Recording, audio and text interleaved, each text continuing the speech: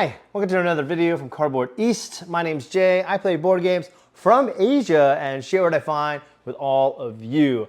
Today, we're gonna do something that I've never done before, and that is my favorite games that I played so far in 2024. Now, I've never done a midway list like this, and that's usually because so many games from Asia come out at Spiel, and then Japan has the big winter or fall Tokyo Game Market in November or December. So it's very Q3, Q4 heavy for Asian board games. But I'm gonna go ahead and dive right in July and share some of the top 10 favorite games I've been playing so far this year. It's really, really hard though, because Gen Con is right around the corner and there's so many old games being reprinted and new games coming out that it's just super, super exciting. Arcane Wonders picked up Vegetable Stock and Ito, and they'll have them at Gen Con and at Spiel. So I'm super excited about those. But I'm not gonna talk about these today. I'm gonna talk about the new games that I played in 2024. Coming in at number 10 is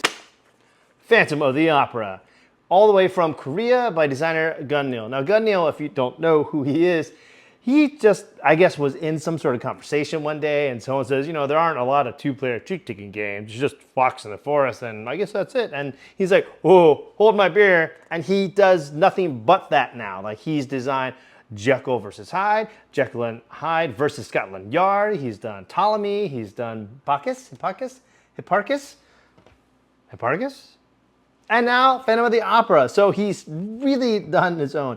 This is a really great two-player trick-taking game. One player is the Phantom, one player is Christine, and you get a sheet of music in the game, and you get 3 of them, and it's just really, really neat. Now, these aren't the best quality, but you know, that's what happens at Tokyo Game Market. And throughout 2 hands or 2 rounds of the game, the Phantom wants to go and complete every single trick. Each note here is a trick and he wants to complete the song. Christine doesn't want that to happen. And you do that by certain notes, telling on where it is on the track. You complete the song because each note, you complete the song because each note is on a certain location, and some notes you want the Phantom to win, and some notes the Phantom wants Christine to win. And so there's a lot of back and forth. There's tiered trump, and it's really interesting to get in your head, and how it can be quite easy for the Phantom to kind of bulldoze ahead for the first half of the hand, but the second half of the hand is really, really fascinating. I talked about this before in my impressions from Tokyo Game Market, and this one has held up since then. I really like it. Others have kind of lost a little bit of their charm, but this one keeps up. Number 9, Bus and Stop. Oh God, that really hurt. Bus and Stop by Sashi and Sashi is smooth. And I don't know what it is, but lately a lot of Sashi's games have been super, super smooth. Like Come Sail Away was one of the smoothest board games that I've ever played. And Bus and Stop continues that. It's a nice set collection game and it's very zippy. It just goes by really quickly. You either pick up passengers from the bus stop and put them on your bus, or you drop them off at one of the other locations. And there's a little bit of push your luck element as you kind of fill your bus with certain types of people and then drop 7 or 8 or 9 people off at one location. And seeing what other people are doing and seeing what they're collecting, I think is part of the fun, because sometimes when someone drops off, like blue customers to the office center, that you can also do that as well. And I find that really, really fascinating. This plays really smoothly at 2, 3, and 4. I haven't played it at 5 because you can't play it at 5. I double checked here. No, you can't. But Sashi continues to make some of the smoothest games I've ever played in the board gaming industry. And I really, really like it. Number 8 is Grand Blue Fantasy. That's right. It's a board game now. Jay, what's Grand Blue Fantasy? You don't know what it is? Well, it's fine. It's a 10-year-old franchise at this point. Mobile games weren't that much of a thing back in 2014. There were a few apps, yes, but an online, you didn't even have to play it on mobile. It's a browser game. It was a huge game in Japan. When the first year when it came out, I believe there were 10 million people that played it, which is about 8% of the Japanese population. And since then, it's become an anime, it's become a manga, it's a Street Fighter game, it's become an actual RPG game. And it initially was a tactical RPG. It got a lot of chatter because Nobu Uematsu, who has done the music for all the fantasy games and done an amazing job, I must add, by the way, especially the early ones. Did the music for this game. This is the board game version, which is a tactical RPG, like Final Fantasy Tactics. You get a lot of 3D terrain, like trees and hills and plateaus, and you get 16 characters. You get 2 starter sets and an expansion. The expansion is seeded, meaning that if you buy the expansion, you're guaranteed to get certain things, or you could just buy a random booster box and just see what you get. This plays 1v1, 2v2, and I believe free-for-all with 4 players as well. But this is a lot of fun. If you're a Grand Blue Fantasy fan, then this is something that I would strongly recommend.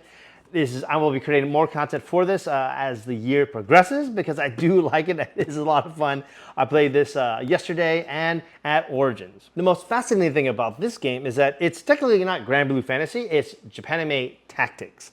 Now, Japanime Tactics is, I believe, the system, and hopefully they'll be picking up different IPs that they could throw into this system. So you could see other anime and other manga thrown into the system, and then you can combine it and have different animes fight each other, and that's super exciting for me.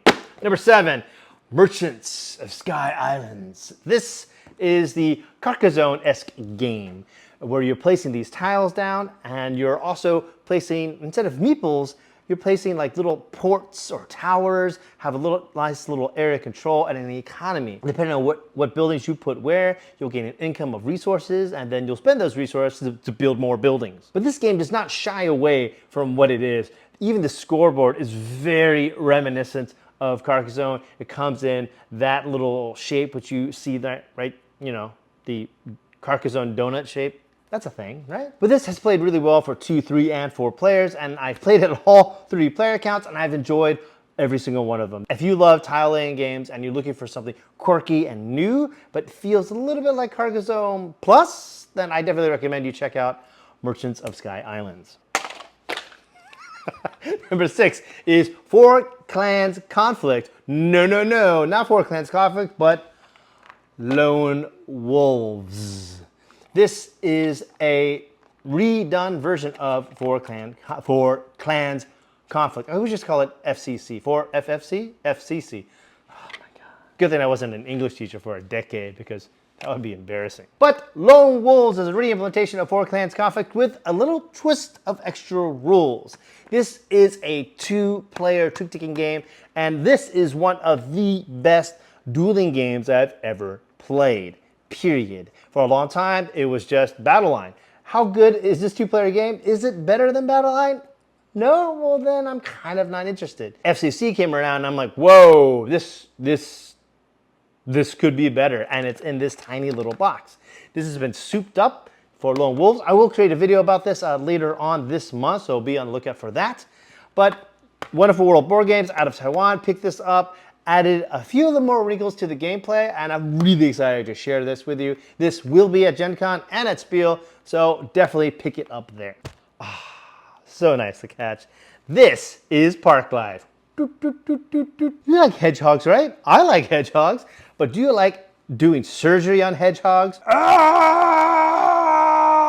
It's a game. This is a trick-taking game, and it's a really good trick-taking game. I made a video about this already. You can check a link down below in the description where I talk about this, but this one has kept its interest time and time again. This is one of the things that I wish more trick-taking games kind of explored, and that is after you collect the trick, you leave it face up. Some tricks are left face up and it leaves more information, and not only that, after the round is done, those cards stay. So it changes the composition of the deck and makes future rounds even more compelling and interesting. And this does it in a really interesting way. I am really fond of this, and it comes in this little plushie. This is not included. My wife did this. I was having a rough day. I came home, I saw this, and she's like, look at this, look at this. Number 4, Dieson Crusoe. Perhaps it's fortuitous that at this Gen Con, there'll be the Robinson Crusoe Collector's Edition. And if you went all in, it's, I believe, like $500. And that's for the people who absolutely adore that game. Those are me. That's me. I'm actually talking about me. I love the game. I went all in. I got it. It's fantastic. I love that game. But I can't bring that in my backpack. And this permanently stays in my backpack. Dieson Crusoe is a solo game that has a really unique dice mechanic to it that I find really, really compelling, that it makes you want to have low rolls and high rolls. There's a rondelle involved, and everything bad that happens to you in the game is by your choice. Because even though you roll the dice, you assign where these dice go. So if there's bad weather coming, you know that because you planned for it to happen to you. If there are animal attacks coming, you know that because you decided to place that die there and have animals attack you. There's even a map involved, and there's different campaigns. The final campaign has you traverse the entire island off to a little island filled with wolves, build a raft, and sail off into the distance. I have not done that yet. It is incredibly difficult, but that's what I love in solo games. And this is one of the best, if not the best, like pocket little solo games that I've ever played. Dieson Crusoe, I strongly recommend getting this to the table. Number 3, I don't have the box for, I have a proxy version of that. But number 3 is Stem and Branch from Rolling Wizards. You've never heard of that publisher? Well, that's because they're all the way in Vietnam. And this game, woo, is great. Think of Splendor, but instead of like fancy European middle-aged, like fancy people, regal people, regals, royalty. Yes, that's a word that I should know. Instead of those, you have Pokemon. But instead of Pokemon, it's actually the Chinese zodiac. But actually, it's not the Chinese zodiac, it's the zodiac of 12 animals. Why do I say the zodiac? But in case you didn't know, there's more than just those 12. So yes, you're a goat, but are you a fire goat? Are you a water goat? Are you a metal goat? So this has all of those there, and each animal has a level like 1, 2, 3, 4, 5, and you're slowly feeding them and growing them to be larger and larger and larger, and that's where that Pokemon feeling comes from. And what's really cool is like I might have like a level 3 mouse, but you could build a level 4 mouse and then you gain control of my mouse. My mouse disappears and it goes to you. And it's really quick, just like Splendor. It goes on at a nice clip. I find the scoring system to be really simple and approachable, and I'm really excited to share more about this game, and definitely want to share more of this probably in August as I play it with more people and show it to more people and have a few of my eyes on it, but it's a game that I can't get enough of. Number 2 is Formosa T 2.0. Yeah, that's a little bit of cheap, but it's my list.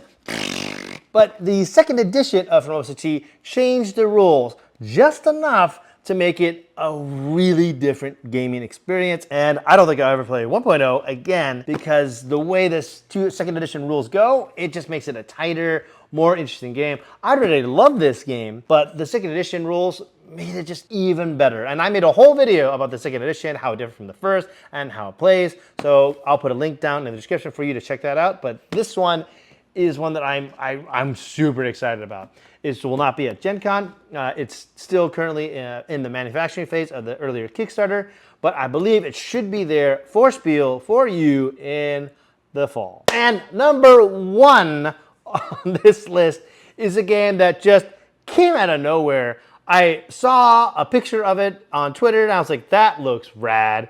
Then I somehow got a copy of it and I played it and I'm like, oh, that is rad. And that is Shinjuku. If you can't find this game, I'm sorry. It is sold out. This was a print and play. It got released at Tokyo Game Market, and then it sold out completely. And then a Italian publisher, I believe, Studio Supernova, picked it up, and I believe is either going to release it directly as an international English release as well as Italian, but I believe it's also going to be a Kickstarter, which is really good news for everyone around the world that Kickstarter will deliver to. In this game, you are building the Tokyo Metro amid firework festivals and kaiju attacks, and the people don't care anymore because they've gotten used to kaiju attacks and fireworks, and they just want to go shopping. So you're building the metro system and building stations and stores so that way people want to buy books will use the train system to get to your store. And people who want to buy video games will use the train system to go to your store or maybe your opponent's. The first time you play this game, you're just trying to get used to how it plays, because when you play any game that's as novel as this, you're just trying to learn the game. And as somewhere between halfway through the game, you realize all these little subtle layers in there, which are really, really fascinating. Now, if you're not into pick up and deliver, then I'm sorry, I don't think this might change your mind. But what's really cool about this is that unlike a lot of other pick up and deliver games, this is like 60 to 90 minutes and then it's done. So if you're worried about pick up and deliver games that take up too much time, this is not it. This one comes by at a really fast clip and it has like a set timer. It plays 2, 3, and 4. There is no solo mode, but how the mechanics are, I definitely think there are for you to create or someone to create, or maybe me if I'm feeling bored one weekend. But what I love about this is that for the pick up and deliver, it uses a Mancala mechanic. So you pick up all the people in one district and then you drop them from station to station to station to station to station to get to the station where you want all the other people to go. And if there are your stations here, well, then you could drop them off at those stations and collect customers and AKA get more points.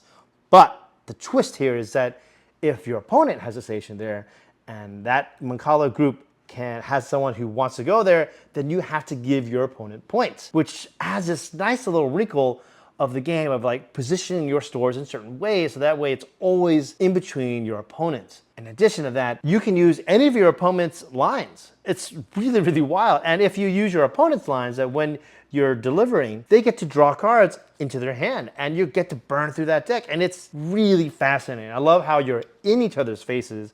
You're purposely thinking about what other people are doing. You're seeing what they're collecting.